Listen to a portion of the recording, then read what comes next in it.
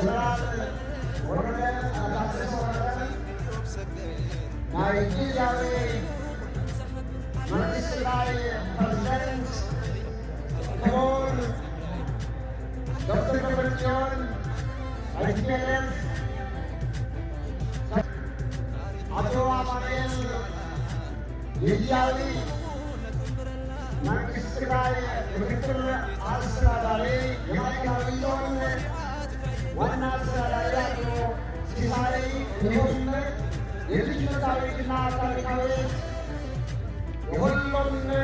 አብያተ ክርስቲያናት በሀገር ውስጥም በውጭም ላሉት እናት የሆነችው የአክሱም ጽዮን ከተማችን ከንቲባ አይዘን ተባሃይሎ